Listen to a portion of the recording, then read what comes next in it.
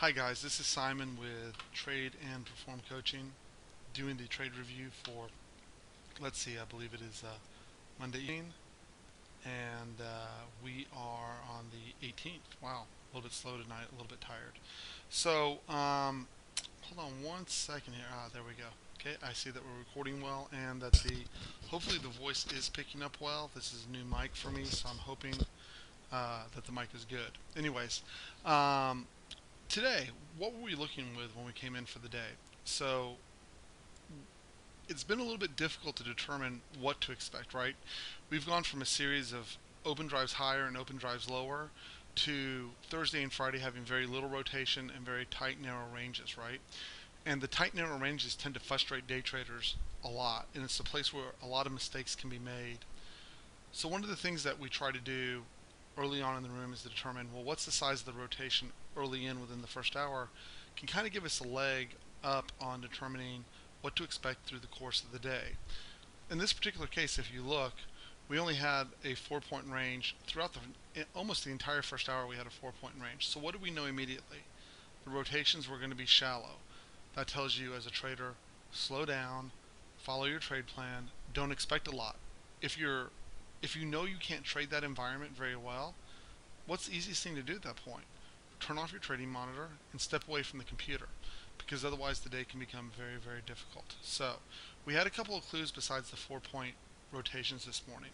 If you also look, we had no attempt to test Friday's low or Globex low. If you look, again, addressing the early AM session, if you look over at the NASDAQ, we had a little bit of a different picture there. The NASDAQ early in, and they don't always trade together, but when they do, the market's much easier to trade. And if we look, the Nasdaq had a bit of a gap down, right? We tested, we came in, we tested Friday's low right out of the gate.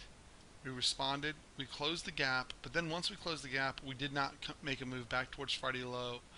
And through that entire period of time, ES never made any attempt to move. So essentially, we opened with a divergence right out of the gate.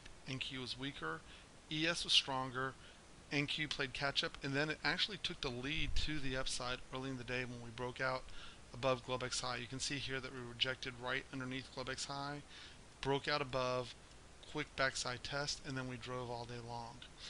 The other thing that kind of helped us give us legs early in the day in terms of or direction as to which way the market was going to move was the trend. And if you look at the trend over the last couple of days,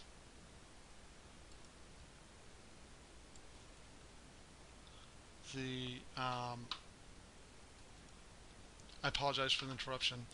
If you look going back to Thursday, right, we had this gap up and we've had this slow grinding trend ever since there. We completely balanced on Friday. We broke out of balance this morning, and the first thing that occurred is did not we never broke below this trend line. Now, a trend line break, I'm not a trend line trader, but obviously in order to get a downside move, we have to break the trend line, right? It might have looked something like this, come back, backside test, or push up, or when you break a trend line, a lot of times you'll end up with a pattern that comes down, breaks, and then just follows the backside of the trend line to the upside. In either case, in order to get the downside move, you had to have the trend line break, and that never occurred. Okay, so we knew that we had a narrow range.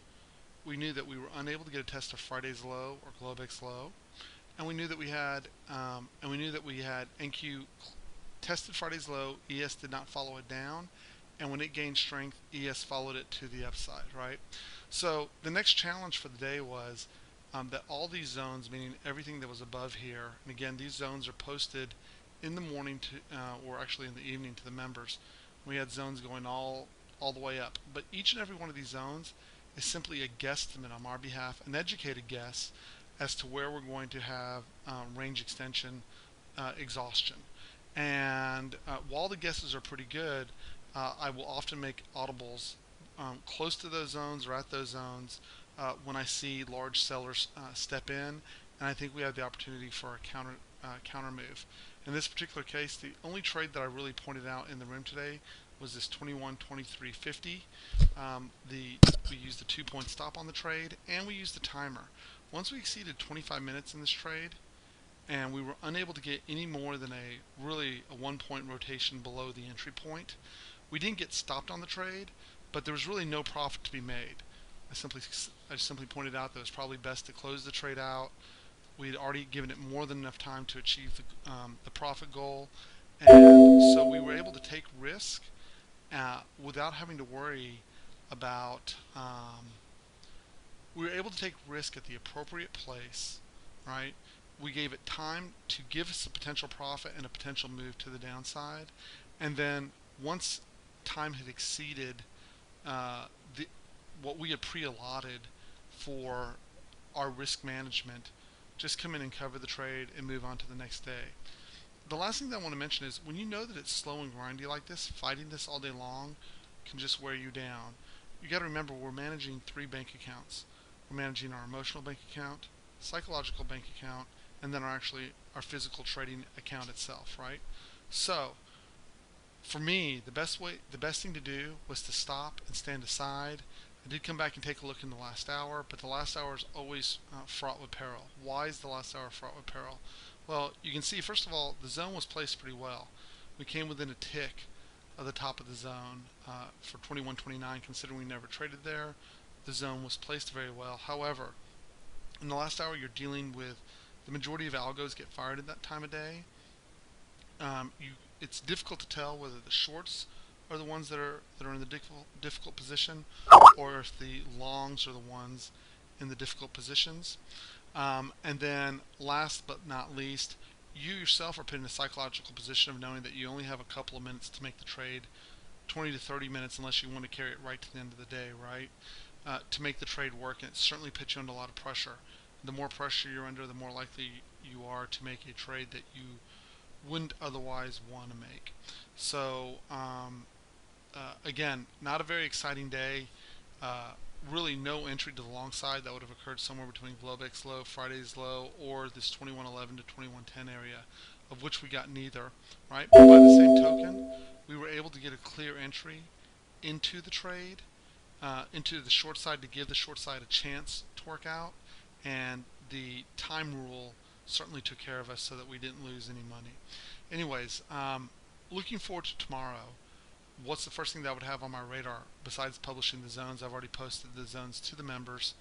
What's the first thing that I would look at going into tomorrow? Well, first of all, we need to see the trend line break, right? If there's no trend line break, continued upside, right? Secondly, if we gap up or we gap down, do we get gap fill or half gap, right? And next, are NQ and ES in sync, right? So since I have not done a lot of trade reviews lately, I want to remind everyone, it's not the chart that makes you money, it's your trade plan that makes you money.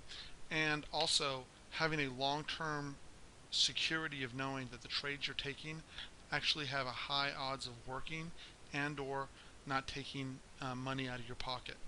Who are the traders that get in trouble when you're trading? The traders that get in trouble when they're trading are the ones that have to make money today, number one. Number two, those that don't have a written trade plan, right? And number three, those that don't have patience to let the market move towards locations that give them high odds setups, which obviously these zones do. And then if you're a scalper, if you can read the order flow, that certainly helps significantly. So, at any rate, my name is Simon. I'm with Trade and Perform Coaching. I do a live market preview and go into the first 1 to 3 hours of the market every day with the traders in our room.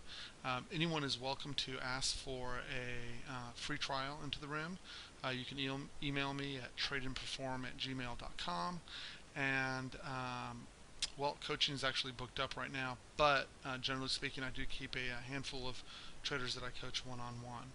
I hope everyone had a wonderful day. It was slow and grindy. Always remember that if the market is slow, if it is difficult, the best thing to do is slow your pace down and let the market come to your trade location, right? And not all markets are easily tradable in the day session, and certainly a market like this, unless you just were able to grab the long right out of the gate and ride it all the way up. Most traders I know are not patient enough to do that. This is not, have no problem saying, this is not my type of market. I do not excel in a slow, grindy market. I excel in a volatile market. Um, and I think if you got out of the day and you didn't lose any money, you did a good job today. If you made money, kudos to you. That's even better. But my main job is, since I'm a counter trend trader, is to not lose money, and I met that objective today. So anyways, my name is Simon. I hope everyone had a wonderful day. I will be looking forward to posting more of these trade reviews on a regular basis. I hope everyone has a great night. Members, the trade plan has already been posted for tomorrow to the private Twitter feed, and I will post what that looks like about noontime tomorrow to the rest of the public. Hope everyone has a great night. We'll talk to you soon.